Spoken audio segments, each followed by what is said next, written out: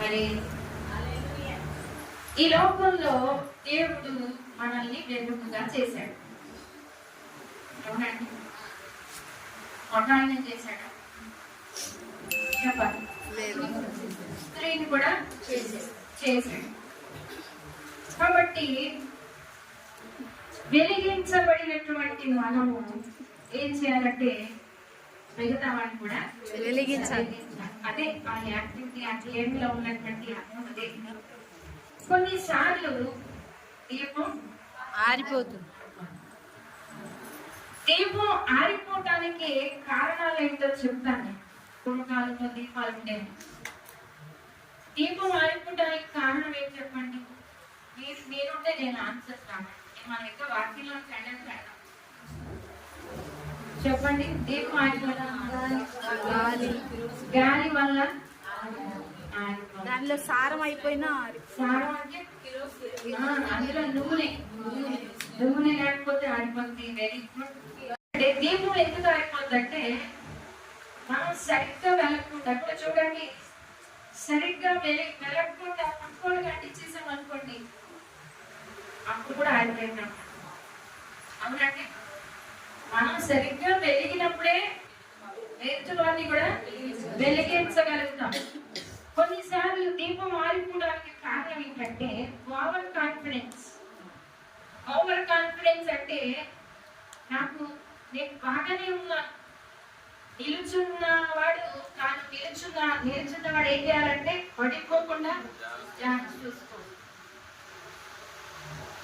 నిలుచున్నానని కలంచుకోడు ప్రతి వాడు కూడా పడిపోకుండా జాగ్రత్తగా చూసుకోవాలి. ఓవర్ కాన్ఫిడెన్స్ ఉండకూడదు. ఏవి రాకపోయినా వచ్చు అనుకోవటం, ఏవి తెలియకపోయినా తెలుసు అనుకోవటం, దీనివల్ల మన ఆత్మదీపాలు ఆగిపోయే ప్రమాదం ఉంది. తర్వాత గాలి వీచినప్పుడు, ఒత్తిళ్లు అనేటువంటి, శ్రమలు, శోధనలు అనేటువంటి ఆ గాలి తుఫానులు వీచినప్పుడు కూడా సరైనటువంటి జాగ్రత్త మనం తీసుకోకపోతే దీపం ఆగిపోయే ప్రమాదం. అంతేకాకుండా మరొక కారణం, స్పీడ్గా వెళ్ళిపోతాయి. స్పీడ్గా వెళ్ళిపోయింది అనుకోండి, దీపం పట్టుకోవాలి, ఆ స్పీడ్లో కూడా ఆగిపోయాయి. కాబట్టి నిదానంగా జాగ్రత్త కలిగి ఉండండి అంటాడు. నిదానంగా మనం మన ప్రయాణం సాగించినప్పుడు, ఎందుకంటే మన చేతిలో దీపం ఉన్నది కనుక జాగ్రత్తగా ప్రయాణం చేసినప్పుడు మనం ఏం చేస్తామంటే మన దీపాన్ని వెలుగుతూ కాపాడుకోగలుగుతాం. దేవునికి స్తోత్రం కలుగుతుంది. హల్లెలూయా. ఇప్పుడు వాక్యంలోనికి వెళ్దాం. మత్తయి సువార్త 5వ అధ్యాయము 16వ వచనం చదువుదామండి. మనుష్యులు మీ సక్రియలను చూసి పరలోకమందున్న మీ తండ్రిని మహిమపరచునట్లు వారి ఎదుట మీ వెలుగు ప్రకాశింపనీయుడి. చిన్న ప్రార్థన చేద్దాం. మహాగణుడు, మహోన్నతుడు, ఈ వాక్యంలో నుండి మా అందరితో మాట్లాడండి. ఘనమైన దేవుడు ప్రభు, గొప్ప దేవుడు, మాట్లాడే దేవుడు. మీరు మాట్లాడితే మాకు దీవెన, మీరు మాట్లాడితే మాకు ఆశీర్వాదం, మీరు మాట్లాడితే మాకు నెమ్మది. మేము తృప్తి పరచబడతాం, ఆశీర్వదించబడతాం, మేలు పొందుకుంటాం, బలపరచబడతాం. తండ్రి, ఈ రాజ్యం నడిచేతబడతాం. ఆ కృపలోనికి మమ్మల్ని అందరినీ నడిపించండి. నిలబడి నన్ను ఎందుకు పలికినాను ప్రభు, నన్ను వాడుకో, ఈ కృపలో బలపరచండి. యేసు నామములో ప్రార్థించి వెళ్తున్నాను పరమ తండ్రి, ఆమేన్. చదువుబడిన వాక్యాన్ని మళ్ళీ చదువుతున్నాను. మనుష్యులు మీ సక్రియలను చూసి పరలోకమందున్న మీ తండ్రిని మహిమ పరచునట్లు వారి ఎదుట మీ వెలుగు ప్రకాశింపనీయుడి. వెలుగు ప్రకాశింపనీయాలి. క్రైస్తవ జీవితం అది ఆడవాళ్ళకైనా, మగవాళ్ళకైనా, చిన్నవాళ్ళకైనా, పెద్దవాళ్ళకైనా, యవనస్తులకైనా, మరి ఎవరికైనా సరే, క్రైస్తవ్యం అనగానే మనం వెలిగించబడినట్టు, మనం వెలిగించబడ్డాం. దేవుడే ప్రతి మనిషిని వెలిగిస్తాడు. మనము వెలిగించలేం. ఇక్కడ నాన్నగారి చేత నేను వెలిగించమన్నా. స్టార్టింగ్ అంటే నాన్నగారు ఒక దేవునికి సూచనగా, దేవుడే మనల్ని వెలిగిస్తాడు. యోహాను సువార్త 1వ అధ్యాయము 9వ వచనంలో మాట చదువుదాం. అద్భుతమైనటువంటి మాట అక్కడ చదవాలి. నిజమైన వెలుగు ఉండెను, అది లోకములోనికి వచ్చుచు ప్రతి మనుష్యుని వెలిగించుచున్నది. దేవునికి స్తోత్రం కలుగును గాక. హల్లెలూయా. నిజమైన వెలుగు యేసుక్రీస్తు ప్రభువారే నిజమైనటువంటి వెలుగు. ఆ వెలుగు ఏం చేస్తుందంటే లోకములో ప్రతి ఒక్కరిని కూడా వెలిగిస్తా ఉంటది. ప్రతి ఒక్కరిని వెలిగించే వెలుగు ఈరోజు మనల్ని వెలిగించింది. నమ్మినోడు దేవునికి స్తోత్రం చెప్పండి. మనందరము వెలిగించబడ్డాం. వెలిగించబడిన మనము దాక్కోకూడదండి. వెలిగింపబడిన మనం ఏ కొంచెం కిందో మంచం కిందో మన దీపాలు పెట్టకూడదు, కప్పి వేయకూడదు. దాని అర్థం ఏంటంటే కప్పి వేయకూడదు. ఏం చేయాలి? ఇతరులను వెలిగించాలి. మనందరినీ దేవుడు వెలిగించాడు. నిజంగా విలువైనటువంటి కృపది. ఒకప్పుడు మనం చీకటిగా ఉన్నాం. ఎఫెసీ 5:8 ఒక చక్కని మాట చదువుదాం అందరూ కూడా. ఎఫెసీలకు రాసిన పత్రిక. మీరు పూర్వమందు చీకటి అయి ఉంటిరి, ఇప్పుడైతే ప్రభువునందు వెలుగై ఉన్నారు. దేవునికి స్తోత్రం కలుగును గాక. ఒకప్పుడు చీకటి బ్రతుకులు మనవి, ఒకప్పుడు చీకటి జీవితాలు మనవి. దేవుడు మనల్ని ఏం చేశాడు? వెలిగించాడు. ఈ వెలిగించబడిన దీపాలుగా ఉన్న మనం ఏం చేయాలంటే ఇతరులను వెలిగించాలి. అలాగూ మనం సిద్ధపడి ఉండాలి. అలాంటి ఆలోచన మనకు ఉండాలి. అలాంటి పాఠం మనకి ఉండాలి. ఇంటికి దీపం వెళ్ళాలి అనేవాడు. పూర్వం ఒక నానుడు ఉండేది. ఏంటంట? ఒక సూక్తి ఏంటంటే ఇంటికి దీపం వెళ్ళాలి అంటే ఏంటి? ఆ ఇల్లాలు ఆ ఇంటికి ఎలా ఉంటుందట? ఖచ్చితం. అది 100కి 100% అది ఖచ్చితం. ఇల్లాలు లేని ఇల్లు చీకటి, ఇల్లాలు లేని ఇల్లు అంధకారం, ఇల్లాలు లేని ఇంటిని చూడలేమా. ఆ ఇంట్లోకి వెళ్ళాలని కూడా కదండి.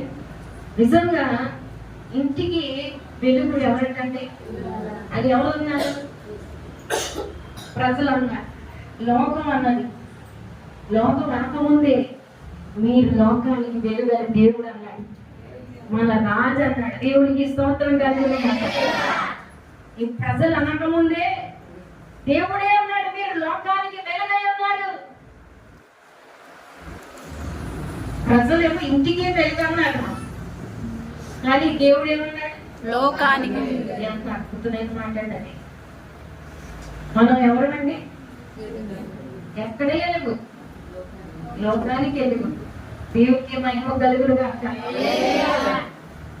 చూడండి, కొన్ని సందర్భాల్లో విచారకరమైన సంగతి ఏంటంటే స్త్రీలు ఇంటికి కూడా వెలుగుగా ఉండలేనంత దౌర్భాగ్య స్థితిలో ఉంటున్నారు ఈ రోజున. ఇంటిని కూడా వెలిగించలేనటువంటి, నేను ఆత్మ సంబంధంగా మాట్లాడుతున్నాను. చాలా సార్లు వెలిగించబడిన మనము కనీసం మన ఇంటినే వెలిగించలేని స్థితిలో. చూడండి, కొంతమంది 2 3 అన్నారు, కొంతమంది 0 అన్నారు. యథార్థం అంటే ఎవరు లేరు, నేను ఎవరిని వెలిగించలేదు. ఇప్పుడు నేను ప్రశ్న అడిగేస్తాను, ఎంతమందిని మీరు వెలిగించారు? బంధువులతో, కుటుంబ సభ్యులతో, లేకపోతే ఎంతమందిని మీరు వెలిగించారు? ఇప్పుడు నాకు లెక్క చెప్పండి. ఇందాక లెక్క చెప్పినట్టు ఇప్పుడు నాకు లెక్క చెప్పండి. ఎంతమందిని మీరు ప్రభు దగ్గరకు నడిపించారు? ఎంతమందిని మీరు ఆత్మలో బలపరిచారు? ఎంతమందిని మీరు వెలిగించారు? ఇప్పుడు లెక్క చెప్పగలరా? ఇందాక చెప్పినట్టుగా చెప్పగలరా? నేను ఇంతమందిని వెలిగించాను నేను ప్రభు కొరకు అని చెప్పగలమా? ప్రభు అంటున్నాడు, నువ్వు ఇంటికి కాదు, లోకానికి. కనీసం ఇంటికి వెలుగుగా ఉండాలని ప్రభు మాట్లాడుతున్నాడు. మన ఇంటికి మనం వెలుగుగా ఉన్నప్పుడే అదే మొదటి సాక్ష్యం. మన ఇంటిలోనే పరిమళ వాసనగా మొట్టమొదటిగా మనం ఉండగలగాలి. స్త్రీలు అనేసరికి ఈ పురుష ఆధిక్య సమాజంలో ఒక చిన్న చూపు ఉండేది. స్త్రీని బయటికి రానిచ్చేవాడు కాదు, స్త్రీలను చదువుకొనిచ్చేవాడు కాదు. చిన్న వయసులో వివాహాలు చేయటం, చిన్న వయసులోనే లేకపోతే ఒక ఇంటికి పంపించేయటం, ఇక ఇంతే ఒక ఆవిడ అంటే పని చేయడానికి, పిల్లల్ని కనడానికి అనేటువంటి ఒక వ్యక్తి లాగా చూసేటువంటి సమాజం. దాని నుండి దేవుని కృప వలన అందరూ చదువుకుంటారు, అందరూ విద్యావంతులు అవుతున్నారు, అందరూ బయటకు వచ్చారు, ఉద్యోగాలు చేస్తా ఉన్నారు. అయినంత మాత్రాన పురుషుడు కంటే స్త్రీ ఎక్కువ కాదు. ఆ ఇంటికి యజమానుడు పురుషుడే, యజమాని పురుషుడే. అర్థమవుతుందండి? ఇప్పుడు ఎంత రివర్స్ అయిందంటే చాలా చోట్ల, హైదరాబాద్ లాంటి కొన్ని ప్లేసెస్ లో వాళ్ళే పై చెయ్యి ఉండాలి, మేమే గొప్ప, అలాంటి అహంకారం పెరిగిపోయిన పరిస్థితులు చూస్తున్నాం. క్రైస్తవ బిడ్డలుగా, ఆడబిడ్డలుగా మనకు అలా ఉంటాం. మన ఇంటిలో మన భర్తకు మన గౌరవంగా, ఇంటి యజమాని తండ్రికి మన గౌరవంగా, అప్పుడే దేవుడు మనల్ని అంగీకరిస్తాడు. అర్థమవుతుందండి? లేకపోతే ఆయన అంగీకరించదు. మన వాక్యానికి వ్యతిరేకంగా మనం బయలుదేరకూడదు, వాక్యానికి విరుద్ధంగా మనం ఏం చెలరైపోకూడదు. కొంతమంది చెలరైపోతుంటారు, ఒక్కోడికి అవసరం లేదు, అది తప్పు వాక్యాన్ని. దేవుడు ఏ స్థాయిలో మనం ఉంచాడు ఆ స్థాయిలో ఉండటం మంచిది. అదే మనకి ఆశీర్వాదం. దేవుని పెట్టారు. ఇక్కడ మనం ఇంటికి వెలుగుగా ఎట్లా ఉండగలుగుతాం? నీవు రక్షించబడిన నీవు నీ ఇంటిలో ఉన్న మిగతా దీపాలన్నింటినీ వెలిగించాలి. అది దేవుని చిత్తమై ఉన్నది. లూదియా అనేటువంటి ఒక స్త్రీ బైబిల్ గ్రంథంలో ఉంటది. ఆమె ఆ ఊరి చివర, ఆ నది ప్రాంతంలో, ఆ సముద్ర తీర ప్రాంతంలో ఒక కూడికకు వెళ్ళింది. ఈ పౌలు లాంటి భక్తులు, ఈ పేతురు లాంటి భక్తులు అక్కడ ఏం చేస్తున్నారు? వాక్యం బోధిస్తూ ఉంటే వాక్యం విన్నది, వాక్యం విని వెలిగించబడింది. ఆమె వెలిగించబడిన తర్వాత ఆమె హృదయం తెరవబడింది. ఆమెను ఆమె ఇంటి వారు బాప్తిజం పొందేనని బైబిల్లో రాయబడింది. దేవునికి స్తోత్రం కలుగును గాక. అంటే ఏంటి? ఆమె విన్నది వాక్యం, అందరూ రాలేదు. మీరు గుర్తుపెట్టుకోండి, ఆమె వాక్యం వినడానికి వచ్చింది, ఆమె వెలిగించబడింది. వాక్యము వెలుగైనటువంటి వాక్యము, ఆ వాక్యము ఆమె హృదయంలో పనిచేసింది.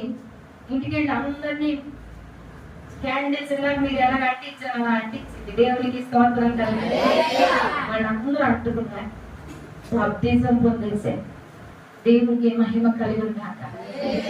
లూదియా తన ఇంటికి వెలుగుగా ఉండాలి. మరి దేవుడు ఇంటికి వెలుగుగా ఉండాలి. మన జీవితాల్లో మనం వెలగాలండి. వెలిగినప్పుడే మనము దీవించబడతాం. హల్లెలూయా. అలా వెలుగుతూ వెలిగించినప్పుడే మనం ఎదుగుతున్నామని లెక్క.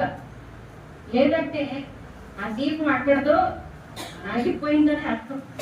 ఒక దీపం మరొక దీపాన్ని వెలిగించిందనుకోండి, అంటే మనం ఆశీర్వాదంలో మనం ఎదుగుతున్నాం, మన విశ్వాసంలో ఎదుగుతున్నాం. చాలా మంది ఆ దీపాన్ని ఒక కొంచెం కింద, లేకపోతే ఒక మంచం కింద, లేకపోతే మరి ఏదో దాని కింద పెడతాం. ఒక ఉద్యోగం కింద, లేకపోతే మరేదో సమస్య దాని కింద పెట్టేస్తాం. వెలకలు, శోధనలు, కష్టాలు అనేటువంటి వాటిని తట్టుకునే ఆ దీపాన్ని అలా పక్కన పెట్టేస్తారు.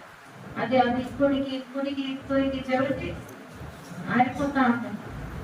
అసలు వెలిగించకండి. వెలిగించాలనే ఆశ ఉండదు, తపన ఉండదు.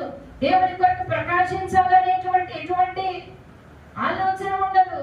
మనం అలా ఉండకూడదు. చివరి దినాల్లో వాక్యం వింటున్నప్పుడు దేవుని బిడ్డలారా, మనం వెలగాలి. వెలగటమే కాదు, అనేకుల్ని వెలిగించాలి. ఆ యొక్క ఎవరు? లూదియా అనేటువంటి ఆమె ఆ ఇంటికి వెలుగుతో ఉంది. బైబిల్లో మరొక స్త్రీని గుర్తు చేస్తా. తబిత అనేటువంటి ఒక శిష్యురాలు ఉంది. ఈ తబిత అపొస్తలుల కార్యాల గ్రంథము 9వ అధ్యాయం 36వ వచనంలో ఆ చక్కని మాట ఉంటుంది చూడమ్మా. మరియు ఎప్పేలో తబిత అనేటువంటి ఒక శిష్యురాలు ఉండేను. ఆమెకు భాషాంతరమున దోర్కా అని పేరు.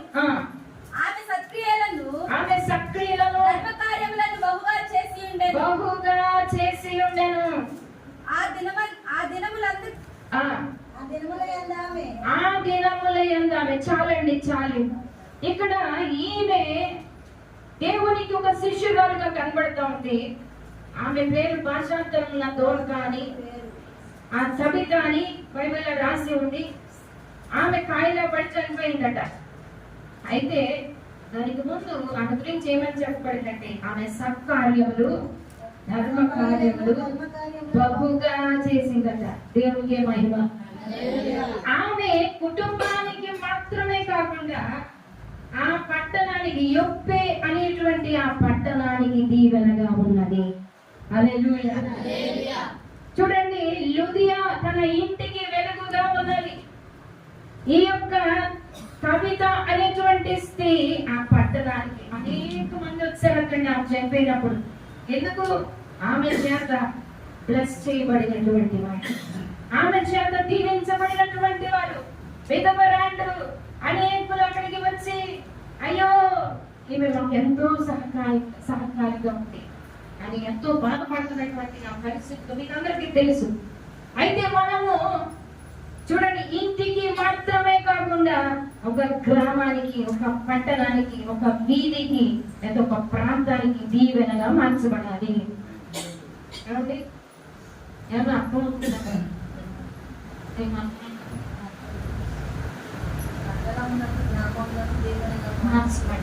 ఎంతమందికి ఆశ అనిపిస్తాం అంటే బాగుంటా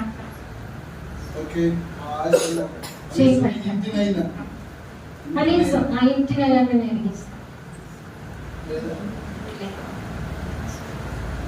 ఆశ లేకపోతే దేవుడే చేయలేదు. ఎందుకు ఆశ ఉండట్లేదు? క్రైస్తవ్యం అంటే వెలిగించబడటం, దేవుడు నమ్ముకోవడం అంటే వెలిగించబడటం. మనం అనేకులకు వెలుగుగా ఉండాలి. అనేకులను వెలిగించేటువంటి బిడ్డలుగా మనం అలా ఉన్నప్పుడే దేవుడు మనం చూసి సంతోషిస్తాడు, దేవుడు మనం చూసి ఆనందిస్తాడు. నేను ఇంటర్మీడియట్ చదువుతున్నప్పుడు ఒక ఉమెన్స్ కాలేజీలో నేను చదువుతున్నప్పుడు వినండి, ఏదైనా సమస్య ఉందా మేము మాట్లాడుకుంటున్నాను, సమస్య లేదు కదా, అందరూ వినండి. అయితే ముగించమంటారా? ముగించమంటారా లేదంటే దేవునికి స్తోత్రం కలుగుతుంది. వద్దని అంటున్నాడు. మీరేమి హల్లెలూయా. నిన్నే నమ్ముకున్నాను, నీ వంటి వారు ఎవరయ్యా? నిన్నే నమ్ముకున్నాను, నీ వంటి వారు ఎవరయ్యా? అద్భుతం చేయమయ్యా నా జీవితంలో, నిన్నే నమ్మి ఉన్నాను యేసయ్యా. అద్భుతం చేయమయ్యా నా జీవితంలో,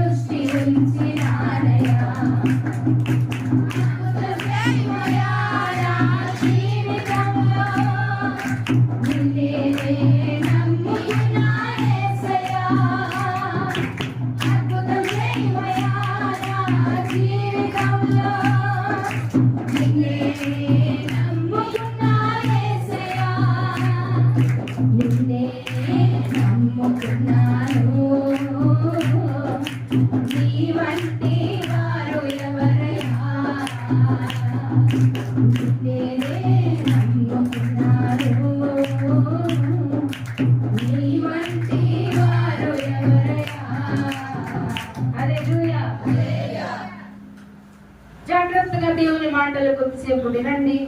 విన్న వాక్యాలను బట్టి మీ జీవితాన్ని సమర్పించుకోకపోతే దైవజనుల ప్రయాసం వ్యర్థమవుతుంది అనేటువంటి విషయాన్ని గుర్తించండి. నేను ఒక ప్రశ్న అడిగినప్పుడు ఎవరూ మాట్లాడట్లేదు అనేది వాక్యం అర్థమవుతుంది, లేకపోతే దేవుని కోసం బ్రతకాలనేటువంటి ఆశ మీకు లేదా? మనం ఇంకా ఎక్కడో ఉన్నామండి. దేవుని కొరకు ప్రకాశించే సమయం ఇది. ఈ చివరి దినాల్లో మీరున్న చోట మీరు ప్రకాశించండి. దేవుని కొరకు మీరున్న పరిస్థితుల్లో మీరు ప్రకాశించండి. దాని కొరకు మీ మంట బాగా మంటనివ్వండి.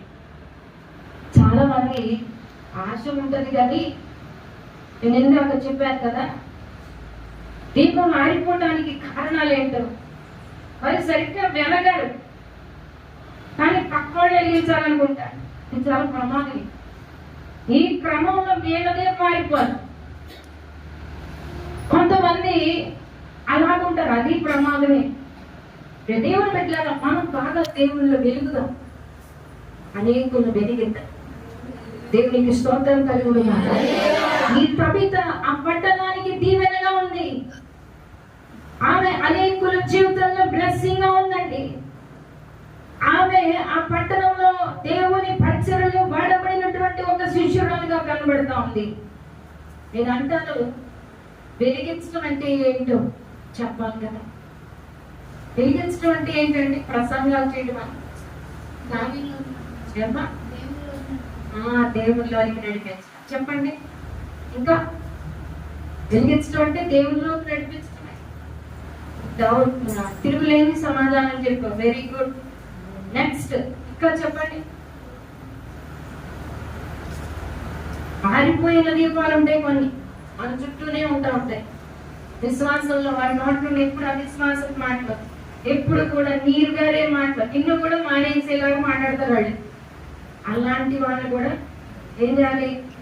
వెలిగించాలి. అందుకే అన్నాను రెండోసారి, ఆరిపోయినాడు కూడా వెలిగించుకోండి అన్నాను లాస్ట్. అర్థమవుతుందండి? ఎందుకోసం వెలిగించాలి? అవసరమైతే నీ పక్కన ఉన్న ఆమె ఆరిపోయిన స్థితిలో ఉంటే నువ్వు వెలిగించాలి. అలాంటి భారం నీలో ఉండాలి, అలాంటి సామర్థ్యం కూడా నీలో ఉండాలి. ఒకవేళ నువ్వు సరిగా లేవనుకో, నిన్ను ఆరిపోద్దా పక్క ఆవిడ. కాబట్టి మనం దేవునిలో స్థిరమైనటువంటి స్థాయికి ఎదగాలి. దేవునికి స్తోత్రం కలుగుతుంది.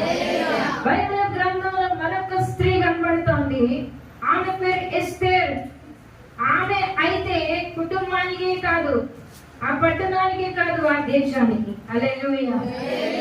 ఆ 127 సంస్థానాల్లో ఉన్న యూదులకు తన జాతికి వెలుగుగా ఉన్నది. దేవునికే మహిమ కలుగునుగాక. దేవునికే వెలుగు, దేశానికే వెలుగుగా ఉన్నటువంటి ఆ ఎస్తేరును మనం గుర్తు చేసుకున్నాం. బైబిల్లో ఒక మాట ఉంటది, కీర్తన గ్రంథం 144వ కీర్తన 12వ వచనంలో, 144వ కీర్తన, మా కుమారుడు తమ యవ్వన కాలములో ఎదిగిన మొక్కలనే ఉన్నారు, మా కుమార్తెలు నగరుకై చెక్కబడిన మూల కంబము వలె ఉన్నారు. దేవునికి స్తోత్రం. ఏమర్థమైందండి? మా కుమార్తెలు నగరుకై చెక్కబడిన మూల కంబముల వలె. మూలకంబం అంటే తెలుసండి, ముఖ్య స్తంభం. ఇదొక మూలకంబం.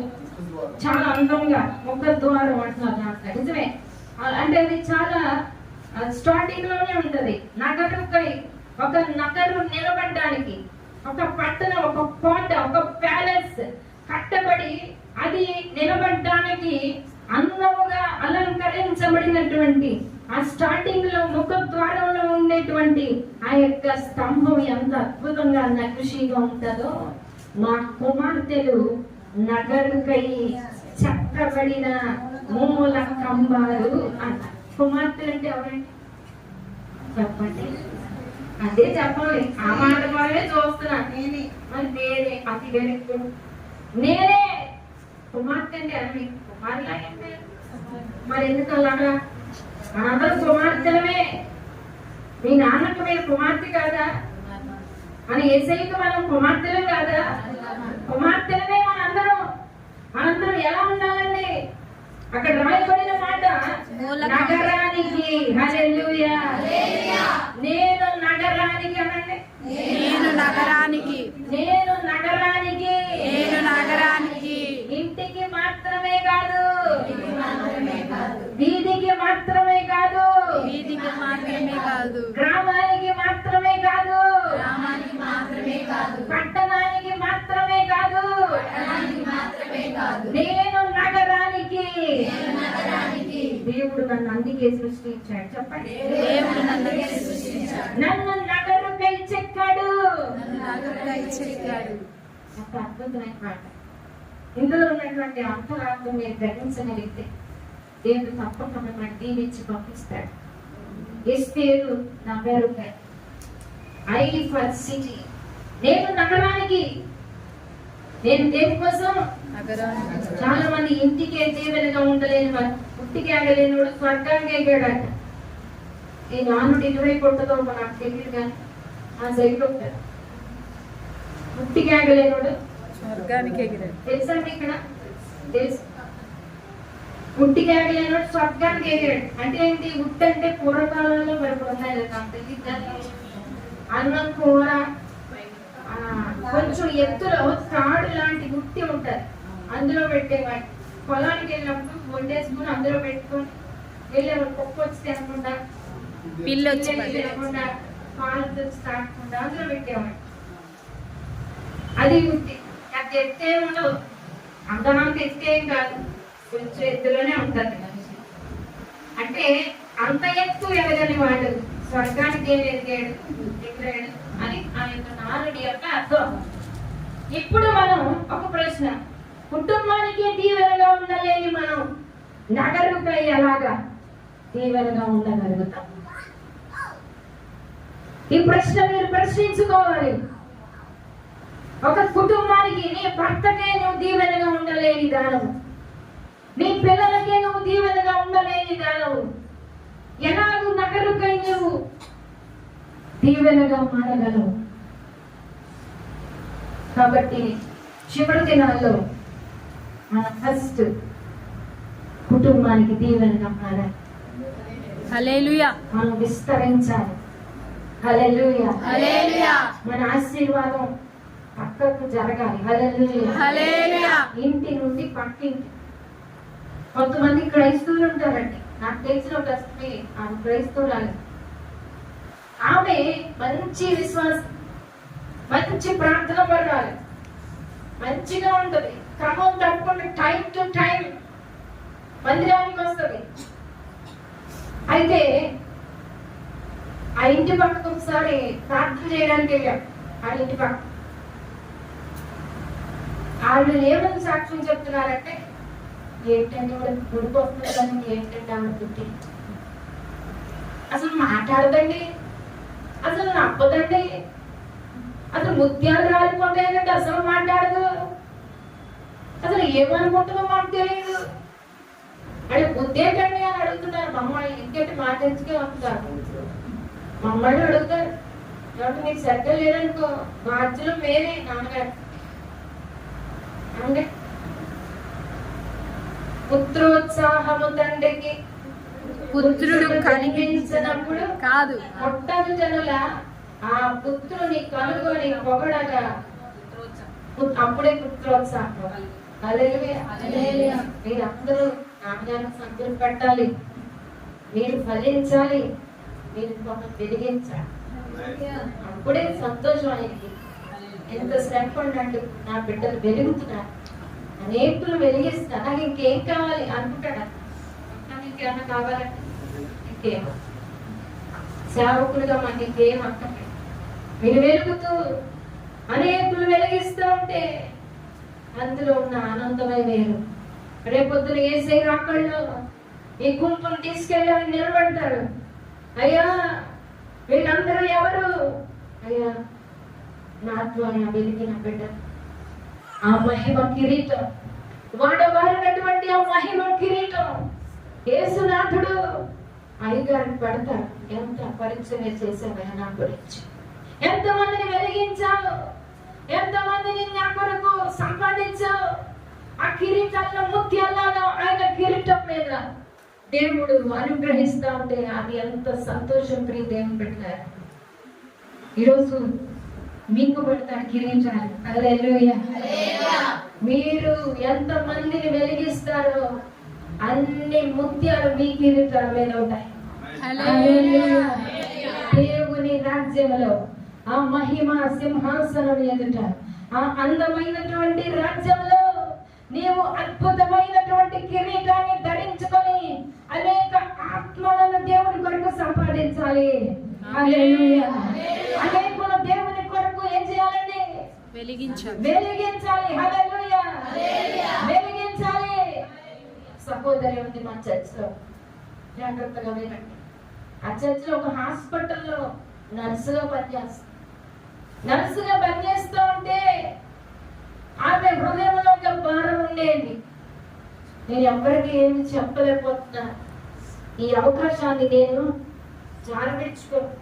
ఎంతో మంది రోగులు నా ముందున్నారు, నేను వాళ్ళందరికీ దేవుని మాటలు చెప్తాను అనే మంటాల్లో ఉందండి. దేవునికి స్తోత్రం కలుగును. హల్లెలూయా.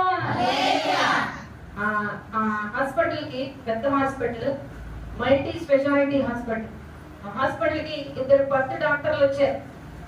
వాళ్ళు దేవుళ్ళు మినుకు అనేటువంటి దీపాలు అంటారు. అంటే ఏంటి? అప్పుడప్పుడే ఎదుగుతారు. అలా క్రిస్మస్కి, మళ్ళా ఈస్టర్కి, మళ్ళా సభలకి అప్పుడప్పుడే మినుకు అంటారు. ఏమండి నవ్వుతున్నారు ఎందుకు? అలాంటి నవ్వుతున్నారా? నవ్వుతున్నారు. అలా అప్పుడప్పుడు వెళ్తే వెళ్ళారు, ఏసై వచ్చేసరికి వెలుగుతూ ఉంటేనే నేను తీసుకుని వెళ్తాడు. లేకపోతే ఏసై నన్ను అంగీకరించాడు. వెలుగుతున్న దీపాలతోనే ఆయన ఎదుర్కోవాలి మనందరం కూడా. ఎంత భక్తి, ఎంత ప్రయాస ఎందుకండి? ఎందుకు చెప్పండి? మనం వెలగాలి, మీరందరూ వెలగాలి. ఎందుకండి? ఇక్కడ ఎందుకు వచ్చారు ప్రయాసతో? అంటే పనులు మానుకొని, ఉద్యోగాలు మానుకొని నేను ఈరోజు సెలవు పెట్టొచ్చా? ఎందుకు వచ్చాం? మనందరం దీవెనకరంగా మారాలి. మనందరము నగరుకై చక్కబడిన మూల కంబాల మనందరం కూడా. ఆ సహోదరి ఆ హాస్పిటల్ నర్సుగా పనిచేస్తుంది. ఆ డాక్టర్స్ 2 వచ్చారు, భార్య భర్తలు. వాళ్ళు వచ్చినప్పుడు అడుగుతున్నారట అందరినీ. అక్కడ చాలా మంది నర్సెస్ అనేసరికి ఎక్కువ మంది క్రిస్టియన్స్ ఉంటారు. నర్సెస్ లో ఎక్కువ మంది నేను చూసింది ఏంటంటే క్రిస్టియన్స్ ఉంటారు. నర్సెస్ హాస్పిటల్లో పనిచేసేవాడు. ఆ డాక్టర్ గారు పిలిచి అడుగుతున్నాడట ఒక్కొక్క నర్సుని, అంటే క్రిస్టియన్ నర్సుని, అమ్మాయి నువ్వు పరలోకి వెళ్తావా అని అడిగాడంట.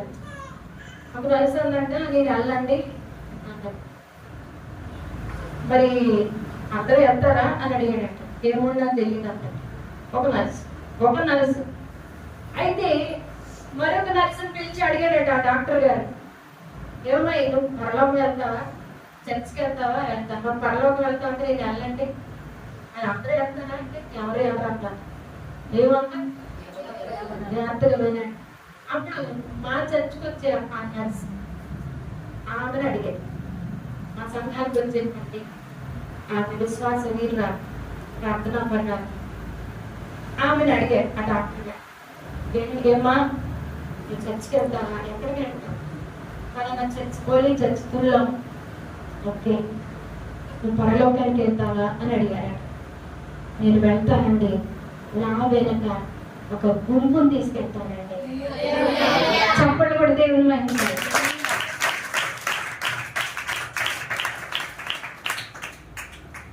ఏమంది? నేను వెళ్తాను. ఎంతమందికి అర్థమైంది ఈ మాట? హల్లెలూయా. నా వెనక నేను ఒక గుంపుని తీసుకెళ్తాను. అంతేనండి. ఆ డాక్టర్ గారికి మతిపోయి మైండ్ ఖరాబ్ అయింది. దేవునికి స్తోత్రం కలుగును. అతడు తాకబడ్డాడు. ఆ మాటతోనే తాకబడ్డాడు. నెక్స్ట్ వీక్ నుంచి అందరూ చర్చకు రావడం మొదలుపెట్టి దేవునికి మహిమ కలుగును. మనం ఎవరి కోసం? దేవుని కోసం. నీవెవరి కోసం? దేవుని కోసం. మనం ఎవరి కోసం? దేవుని కోసం. ఇంకా సరైన ఆన్సర్ రావాలి. నువ్వెవరి కోసం? నీవెవరి కొరకు? ఇంకొక ఆన్సర్ కోసం, దేవుని కోసం. ఓకే, ఇంకొక ఆన్సర్ రావాలి. నేను నగరుకై. హల్లెలూయా. నేను నగరుకై. అర్థమవుతుందండి? నగరం అంటే ఏంటనుకుంటున్నారు? ఇది నగరమేనండి. విజయవాడ నగరం. పట్టణం. పట్టణం. పట్టణం. నగరం అంటే ఇంకా పెద్ద. అంతేనా? హైదరాబాద్ లాంటి మహానగరం. అంతే కదండి. కాబట్టి కనీసం ఈ పట్టణానికి మనం దీవెనకరంగా మారాలి. ప్రార్థన ఎక్కువగా చేయండి. మనకు దీవెనగా ఉండాలి. ఎస్తేరు అనేటువంటి ఆమె దీవెనగా ఉంది. యూదా జాతి వారందరికీ దీవెనగా ఉంది. దేవునికి స్తోత్రం కలుగును గాక. జాగ్రత్తగా వినండి. అహశ్వరోషు రాజు అనేటువంటి ఒక వ్యక్తి ఉన్నాడు. చివరిగా ఈ మాటలు చెప్పి నేను ముగిస్తాను, వినండి. కొద్దిసేపు మనందరం ప్రార్థన చేద్దాం. అహశ్వరోషు రాజు 127 సంస్థానాల్లో అతడు రాజ్యాన్ని పరిపాలిస్తున్నటువంటి మహారాజు. ఆ రాజు ఎంతో చక్కని పరిపాలన, అద్భుతమైనటువంటి పరిపాలన చేస్తా ఉన్నాడు. అతడు రాజ్యవాసులందరికీ కూడా 7 రోజులు విందు చేయించాడు. 7 రోజులు విందు చేయించాడు. ఆ విందులో ఎవరికి కావలసింది వారికి ఇవ్వటం, ఎవరికి కోరిక మేరకు వారికి మంచి మంచి బంగారు పాత్రలలో, మంచి మంచి విలువైన పాత్రలలో వారికి భోజనాలు, ద్రాక్షరసాలు వారికి ఇవ్వటం జరుగుతుంది. అలాగే రాణి కూడా, ఆమె పేరెవరండి? వస్తి కూడా విందు చేయించింది. అందరూ హ్యాపీగా ఉన్నారు. ఇది లాస్ట్ డే, ఫైనల్ డే. ఇక రాజుగారు వస్తిని పిలిపించాలి. ఎందుకంటే ఆమె మహా సౌందర్యవంతురాలు, అద్భుతమైన సౌందర్యం, మంచి ముఖం, మంచి సౌందర్యం.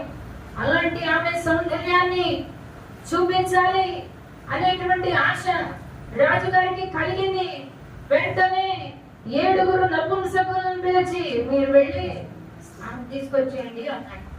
అంటే వెళ్ళి అమ్మ, మరి రాజుగారు రమ్మంటున్నారు, నేను రాణి గారు ఈ సమయం లాస్ట్ డే కదా, మిమ్మల్ని రమ్మంటున్నారంటే నేను రాని పండి. ఏమందండి? రాని పండి అంటే రాజుగారికి మండింది. రాజుగారికి కోపం వచ్చింది, భయంకరమైన మిగుల కోపం వచ్చింది. అతని కోపం రగులుకుందట. వెంటనే రాజుగారు అక్కడ ఉన్నటువంటి కొంతమంది కాల జ్ఞానుల్ని పిలిపించాడు. ఎందుకంటే రాజ్య విధిని, రాజ్య ధర్మాన్ని ఎవరైతే బాగా తెలిసిన వాళ్ళు ఉంటారో వాళ్ళందరినీ పిలిపించి, ఇలాంటి పరిస్థితులు నేనేం చేయాలి? నా మాట రాని వెళ్ళలేదు, ఆమె రాలేదు, నేనేం చేయాలి అని అన్నప్పుడు అక్కడ వాళ్ళు చెప్పారు, ఈమె రాణిగా ఉండడానికి అనుగుణాలు కాదు. ప్రియ దేవుని బిడ్డలారా, నేను చెప్తున్నాను, ఆ వస్తీ లాగా ఉంటున్నారు ఈరోజు చాలా మంది. వారు అందరి ఎదుట ప్రకాశించలేనటువంటి దౌర్భాగ్య స్థితిలో ఉంటున్నారు. ఆమె ప్రజల ముందుకు రావట్లేదు తను. అవును, లోకంలో అనేకులు ఉంటారు, మంచోళ్ళు ఉంటారు, చెడ్డోళ్ళు ఉంటారు, కానీ మనం మాత్రం ఏం చేయాలి? ప్రకాశించాలి. అంతే దేవుడు మనకు నేర్పించింది అదే. ఈ బస్తీ అక్కడ లోపలే, అక్కడే రూమ్ లోనే, అక్కడే ఉండటానికి ఇష్టపడింది. అందరి ఎదుట ప్రకాశించడానికి ఆమె ఇష్టపడలేదు. నేను ఒక మాట చెప్తున్నాను, ప్రకాశించకపోతే మనం ఆ స్థానానికి యోగ్యులం కాదు. దేవుడు మనల్ని వెలిగించినందుకు బాధపడతాడు. దేవుడు మనల్ని ఏం చేశాడంటే వెలిగించాడు. ఒకవేళ మనం ప్రకాశించకపోతే దేవుడు ఆ ప్లేస్ లో నుండి మనల్ని, ఈ మాట ఏం చిన్న మాట ఏం కాదు, ఎంతమందికి అర్థమవుతుంది నాకు. ప్రకాశించాలి, ప్రకాశించాలి అందరి కొరకు. నేను అందరి కొరకు, నేను నగరుకై మూలకం, నేను నగరాన్ని. చెప్పండి, ఐ ఫర్ సిటీ. చెప్పండి, I for city. I for Jesus. I for Jesus. I for city. I for city. I for city. I for city. మనందరం నగరుకై చెక్కబడినటువంటి వాడు. ఆమెను తొలగించారండి. ఆమె రాణిగా ఉండడానికి వీలేదు, పంపించేయండి, మరొక రాణి తెద్దాం. ఎవరైతే అందరి ముందు ప్రకాశిస్తారో వారే యోగ్యులు రాణిగా ఉండటానికి. ఇదిగో ఎస్తేరులోని అమ్మాయిని తీసుకొచ్చారు. అక్కడ రాణి సెలక్షన్స్ జరుగుతున్నాయి, ఎన్నికలు జరుగుతున్నాయి. అనేక మంది కన్యకలు వచ్చారు. అంతఃపురంలో వాళ్ళందరికీ ట్రైనింగ్ ఇస్తున్నారు, వాళ్ళందరినీ శుద్ధీకరిస్తున్నారు, వాళ్ళందరినీ అలంకరిస్తున్నారు. ఇంచుమించుగా నెల కాదు, 6 నెలలు ఒక రకంగా, 6 నెలలు ఒక రకంగా, 1 సంవత్సరం పాటు వాళ్ళని సిద్ధపరిచారు. ఆ సిద్ధపాటులో ఎవరైతే యోగ్యులుగా కనబడతారో, ఎవరైతే ఆ రాజుగారు ఇష్టపడతారో వారిని చివరిగా సెలెక్ట్ చేయడం జరుగుతుంది. అనేక మంది కన్యకలు ఉంటారు. నేను క్లుప్తంగా టూకీగా చెప్తున్నాను, మీకు తెలిసిన కథే కాబట్టి. ఎస్తేరు వంతు వచ్చిందండి. ఎస్తేరు వంతు వచ్చినప్పుడు ఆమె అందరికీ దయచేసింది. ఆమె అలంకారం కానివ్వండి, ఆమె పద్ధతి కానివ్వండి, ఆమె ఆత్మీయ సౌందర్యం కానివ్వండి, రాజుగారికి నచ్చింది. ఆమెను సెలెక్ట్ చేశారు. ఈమె అయితే అనేకుల కోసం తన జీవితాన్ని త్యాగం చేసే బిడ్డగా బయటికి వచ్చిందండి. దేవునికి స్తోత్రం కలుగుతుంది. ఈ రాణి స్పెషల్ ఏం చెప్పమంటారా? ప్రాణాన్ని సహితం లెక్క చేయకుండా బయటికి వచ్చి దేవుడికి స్తోత్రం కలుగుతుంది. చివరిగా మీరు ఈ మాటను గుర్తుపెట్టుకోండి, వస్తే లాగా మనం ఉండకూడదు, ఎస్తేరు లాగా ఉందాం. రాకూడని పరిస్థితుల్లో, అననుకూల పరిస్థితుల్లో, చంపేబడేటువంటి అలాంటి పరిస్థితుల్లో నశించిన నశిస్తాను, తన జీవితాన్ని, తన ప్రాణాన్ని పక్కన పెట్టి రాజుగారి దగ్గరికి వచ్చి ప్రకాశిస్తా ఉందండి. దేవునికి స్తోత్రం కలుగునుగాక. ఆ రాజు రాజదండాన్ని ఎస్తేరు వైపు చూపించాడు. అమ్మా, నీకేం కావాలి? నువ్వు ప్రకాశిస్తా ఉంటే నీ కోరికలన్నీ ఆయన తీరుస్తాడు.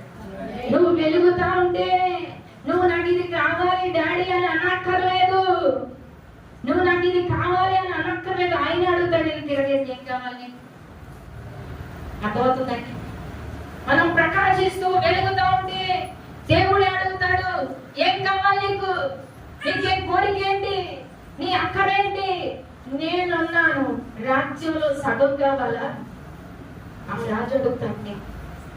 కాబట్టి దేవుడు పెట్టాలా, మనము ఎస్తేరు లాగా నగరుకై చెక్కబడినటువంటి మూల కంబాల ఎప్పటికైనా ఆశ కలగాలి. మీకు దేవుని వాక్యం వింటున్నటువంటి మీలో ఏం కలగాలి? ఆశ కలగాలి. ఆశ గల ప్రాణాన్ని దేవుడు తృప్తిపరుస్తాడు. బ్రతకాలని ఆశ, దేవుని కొరకు బ్రతకాలని. చిన్న పిల్లలు ఉన్నారు.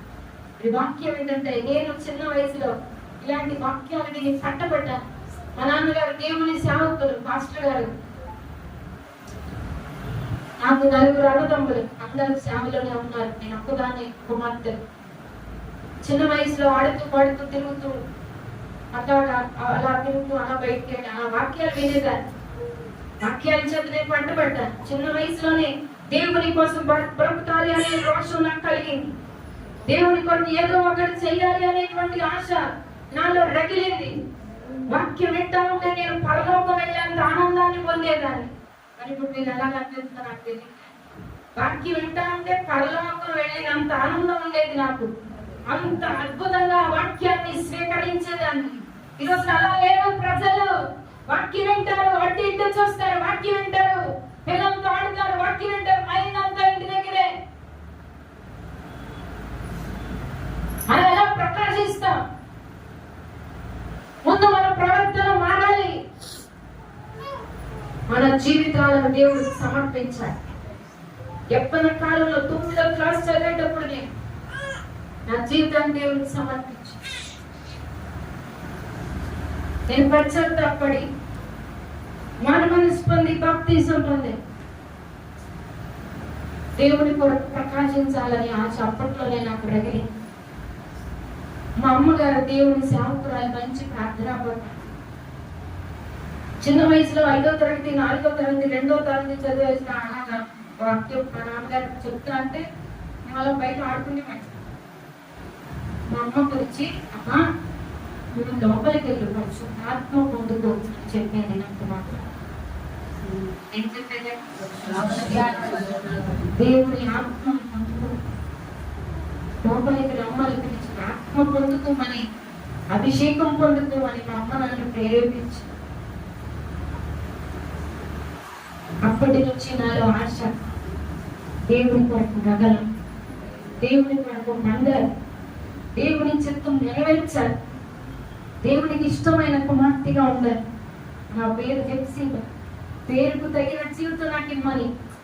ఇష్టురాలు పేరు హెప్సీబా అంటే అలాంటి బ్రతుకు నాకు ఇవ్వండి ప్రభువా. నీకు ఇష్టంగా నేను ఉండాలి, నీ కొరకు ఏదో ఒకటి చేయాలి, నీ చిత్తాన్ని నెరవేర్చాలి. నా జీవితం నీ కొరకే. ఎప్పటికీ నేను అదే అంటాను. నా ఆలోచనలో మాత్రం ఎప్పుడు దేవుడు పెట్టాడు. దేవుడు నాకు అదే ఇచ్చాడు. నేనేది అడగను. నీ కొరకు బ్రతకడమే నాకు చాలు, నీ కొరకు ప్రకాశించడమే నాకు చాలు. 10వ తరగతి ఫస్ట్ క్లాస్ లో పాస్ అయ్యి ఇంటర్మీడియట్ లో ఒక హాస్టల్కి వెళ్ళాను. అక్కడ చర్చికి వెళ్ళలేవారు. అక్కడ చర్చి ఉండదు. ఆదివారం వచ్చేసరికి చర్చి ఉండదు. మేమందరం కలిసి ఒక రూమ్ లో ప్రార్థనలు చేసేవాళ్ళం. చర్చికి వెళ్ళలేని స్థితిలో, అననుకూల పరిస్థితుల్లో దేవుడు నన్ను వాడుకోవడం మొదలు పెట్టాడు. ప్రార్థనలు చేయటం, పాటలు పాడుతుంటే ఆ పాటలు విని అనేకులు అట్రాక్ట్ అయ్యి వచ్చేవారు. దేవునికి స్తోత్రం కలుగును. మీ వెలుగు సకల జనులకు ప్రకాశింపనీయుడి. మనం ఎక్కడున్నా వెలగొచ్చండి అంటుంటే అక్కడ చర్చికి వెళ్ళే పరిస్థితి లేదు. ఇంటర్ చదువుతున్నప్పుడు, ఇప్పుడు నేను ఇలా మాట్లాడుతున్నాను కానీ అప్పుడు నాకు అస్సలు మాట్లాడాను. ఇప్పుడు ఇలాగ మాట్లాడుతున్నానంటే ఇప్పుడు మాటలు నేర్చుకున్నానని కాదు, దేవుడు నన్ను వాడుకోవడం బట్టి నేను మాట్లాడాలి. అందులో ఏ డౌట్ లేదు. అప్పుడు అసలు మాటలు మాట్లాడటమే రాదు, ఇప్పటికీ రాదు. మామూలు మాటలు అయితే నేను మాట్లాడలేదు. నాకైతే వాక్చాతుర్యం లేదు. అయితే అసలు పల్లెటూరు మాది. మా ఇంటి పక్కన ఇల్లే ఉండవండి, ఒకే ఇల్లు. లోక జ్ఞానం తెలియదు.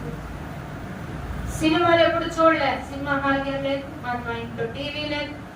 ఒక రేడియో మాత్రమే ఉండేది. మా నాన్నగారు ప్రతి సాయంకాలం రేడియోలో వాక్యం పెట్టేవాడు. ఏమి తెలియదు నాకు. అయితే నేను హాస్టల్లో, కాకినాడ హాస్టల్లో చదువుతున్నప్పుడు దేవుని మాటలు చెప్పాను. దేవుని ఎరుగని పిల్లలు, మా ఫ్రెండ్స్ ఇలా చెప్తా ఉంటే ఆ చెట్ల కింద కూర్చొని అందరూ చదువుకుంటా ఉంటే నేను వాక్యం చెప్పాను. వాళ్ళందరూ నేను కొన్ని బుక్స్, బైబిల్ బుక్స్ చదివేదాన్ని. ఆ బుక్స్ లో ఉన్నటువంటి కథలు, దేవుని రాకడను గురించినటువంటి వివరాలు వాళ్ళందరికీ తెలియజేస్తా ఉంటే వాళ్ళందరూ అలా చూశారు. నేను అనుకుంటున్నాను ఇప్పుడు దేవుడు నన్ను అప్పుడు వాడుకున్నాడు. హల్లెలూయా. నాకు ఆశ్చర్యం కలుగుద్ది. అంటే మాటలు వినండి ఏమన్నా తెలుసా, మా జూనియర్స్ వాళ్ళందరూ మా ఫ్రెండ్స్ నేను బాప్తిజం పొందుతా అని వెంటనే మేము బాప్తిజం పొందేస్తాం. మెరుగు అనే దీపాలు అక్కడ 3 మంది, అటు ఇటుగా ఉన్నటువంటి దీపాలు అనేక మంది, మేము బాప్తిజం పొందుతాం అంటాం. వస్తాం, ఇంటికి వస్తామంటే సెలవుల్లో వాళ్ళని ఇంటికి తీసుకెళ్తాం. బాప్తిజానికి చేయడం పంపేయటం. దేవునికి స్తోత్రం కలుగును. నేను నగరుకై చెప్పండి చెప్పాలి, కంటిన్యూ చేయండి. నేను నగరులకై చెక్కబడిన మూల కంబముల. ఎంతమందికి ఆశ కలుగుతుంది. ఎస్తేరు తన జీవితాన్ని ఒక అనాథ పిల్ల వేస్తే, అనాథ బిడ్డ, తల్లిదండ్రులు లేదండి, వాళ్ళు వినుతండ్రి పెంచుకున్నాడు. అనాథ బిడ్డ దేవుని కొరకాలను మాటపడితే నీ సంగతి ఏంటి? నీ సంగతి ఏంటి? నువ్వు దేవుని కొరకు ప్రకాశించాలి. నీవు దేవుని కొరకు వెలగాలి. ప్రకాశించుట అని అంటే సక్రియలు చేయాలి, మంచి పనులు చేయాలి. వెలగటం అంటే ఇందాక దేవుని కొరకు ప్రజలను తిప్పటం అని చెప్పింది. అది మరలా మంచి పనులు చేయాలి. మంచి పనులు చేయకుండా సువార్త చెప్పామనుకోండి, నీ మాట ఎవరు చాలే చెప్పు ఎలమమ్మ అంటారు. అంతేనండి, చెప్పింది అంటారు. సక్రియలు చేయాలి. వెలుగు ప్రకాశించుట అనంటే సక్రియలు చేయటం. మనం చదివిన మొదటి వాక్య భాగంలో మీ వెలుగు ప్రకాశింపనీయండి. అక్కడ చదువుదాం ఒకసారి. మత్తయి సువార్తలో 5వ అధ్యాయం.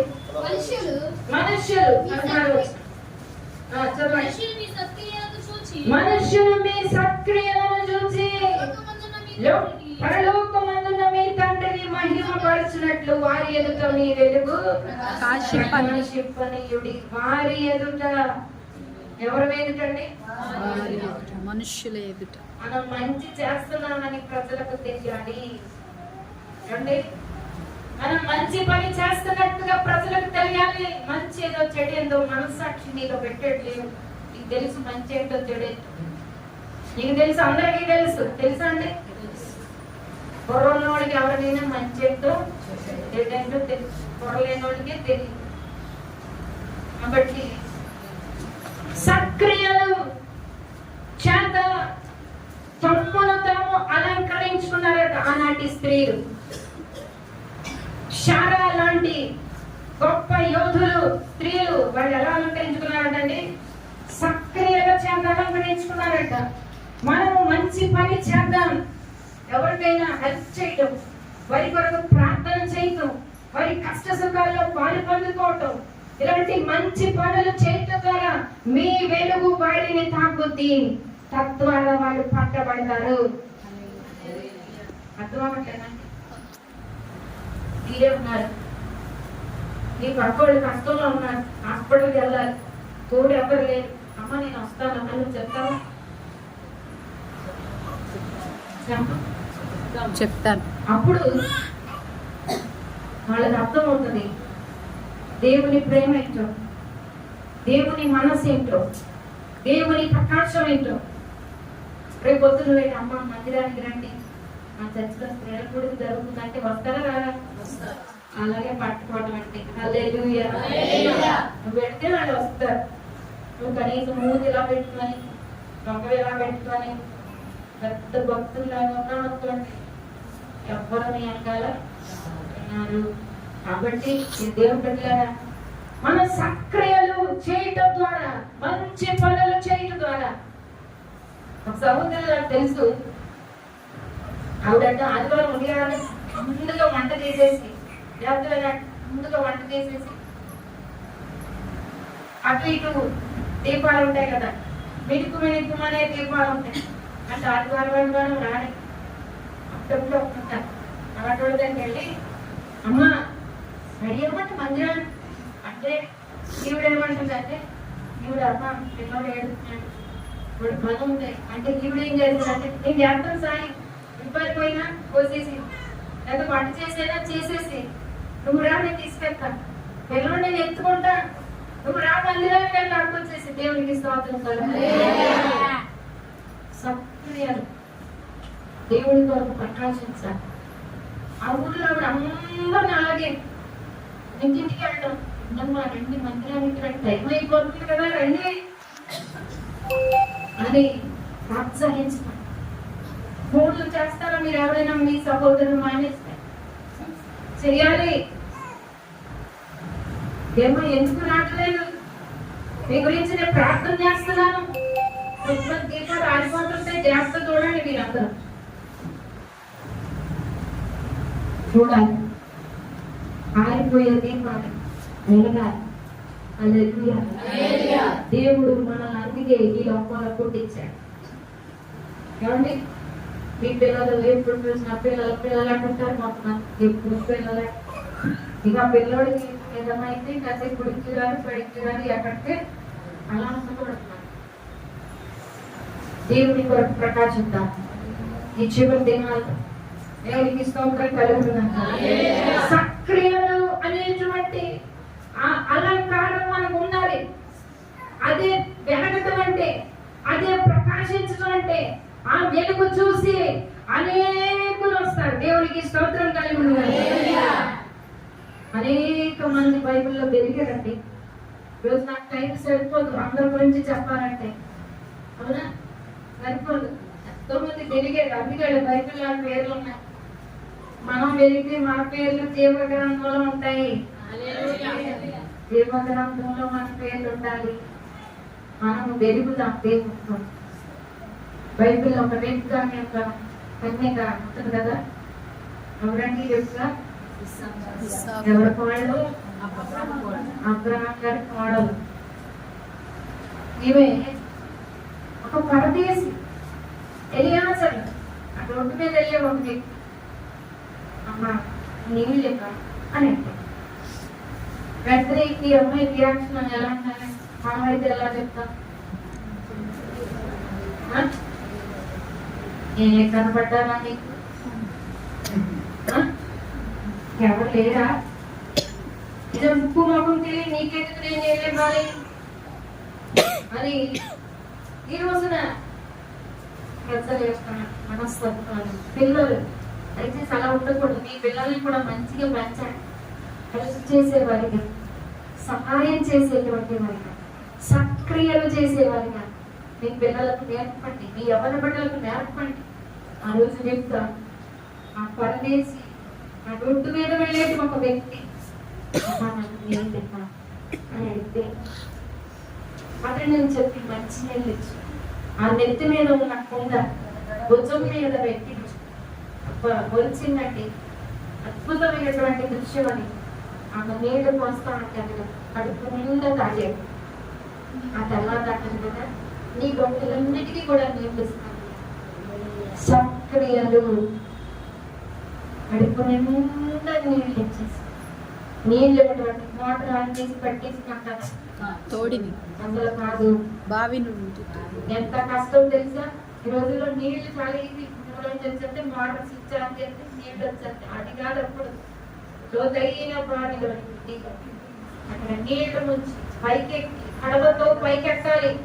కడవతో మెట్ల మీద ఎక్కడ సపోర్ట్ ఉండదు, నో సపోర్ట్. సపోర్ట్ లేకుండా ఆ పైకి ఎక్కి మూసి భుజం మీద మూసి ఒంటి తక్కువ నీళ్లు తాగదండి. మీ అందరికీ తెలిసి ఎన్నోసార్లు మీరు ఉంటారు. ఆ నీళ్ళన్నీ పట్టిందట, ఒంటెలన్నిటికీ నీళ్ళు ఇచ్చిందట. దేవునికి స్తోత్రం. సక్రియలు చేత తమ్మును తాము అలంకరించుకున్నాడు. వారి వెలుగు అలా వెలిగించారండి దేవుని కొరకు, ప్రకాశించారు దేవుని కొరకు, మంచి పనులు చేశారు. ఈరోజు ఎంతమంది రాత్రి తీర్చగలుగుతున్నారు మీ మాటలు చేత? దేవుని వాక్యం ఎంతమందికి చెప్పగలుగుతారు? వాక్యం చెప్పండి. మనం పైకట్టుకొని ప్రసంగాలు చేయటం కాదు. దేవుని గురించి యేసు ప్రభు గొప్ప దేవుడు అని వాళ్ళ దాహాన్ని ఎంతమంది తీర్చగలుగుతున్నారు? ఎంతమంది తీర్చగలుగుతున్నారు? ముసలమ్మ ముచ్చట్లైనా ఆ పక్కింటి గురించి నా మాటలు ఎప్పుడు చూస్తాం, ఆ ఎదురింటి గురించి నా మాటలు ఎప్పుడు చూస్తాం. దేవుడు మనతో మాట్లాడుతున్నాడు. ఇకనైనా మారుతామా, ఇకనైనా ప్రకాశిద్దాం. లెమ్ము తేజరిల్లుము, వెలుగు నీ మీదకి వచ్చింది. హల్లెలూయా. లేవాల్సిన సమయం. యెషయా-గ్రంథం 60వ అధ్యాయం 1వ వచనంలో లెమ్ము తేజరిల్లుము, వెలుగు ప్రకాశించింది. ఎవరి మీదకి? నీ మీద. చెప్పండి. నా మీద. నా మీద చెప్పండి. నా మీదకి. ఎవరి మీదకి? నా మీదకి వచ్చింది. కాబట్టి నువ్వు లేగాలి, నువ్వు లేవాలి. దేవుని కొరకు ప్రకాశించడానికి లేవాలి. లేద్దామా మరి? నీకు వెలుగు వచ్చి ఉన్నది. లెమ్ము తేజరిల్లుము, యెహోవా మహిమ మీద ఉదయించు. భూమిని చీకటి కమ్ముతోంది. రెండవ వచనం చదివితే చూడు, భూమిని చీకటి కమ్ముతోంది, కటిక చీకటి జనములను కమ్ముతోంది. అద్భుతం ఏంటి తెలుసా? నిన్ను వెలిగించాడు దేవుడు. చుట్టూ చీకటి ఉంది, దేవుడు నిన్ను వెలిగించాడు. చుట్టూ చీకటి ఉంది, దేవుడు మిమ్మల్ని వెలిగించాడు. నువ్వేం చేయాలి? వెలిగించు. దేనికోసం లేవాలి? వెలిగించడానికి లేవాలి, ప్రకాశించడానికి లేవాలి, అనేకులను ముట్టడానికి లేవాలి. జనములు నీ వెలుగు వస్తాయి.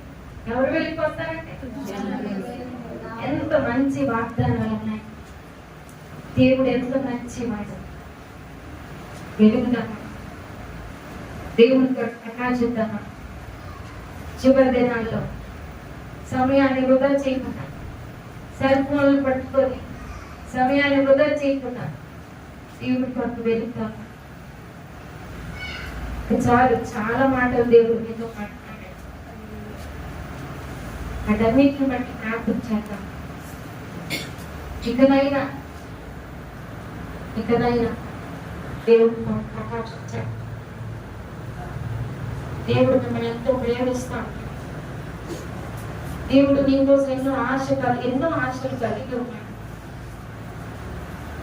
ఎన్నో రకాలుగా నీ మీద ప్లాన్స్ ఉన్నాయి.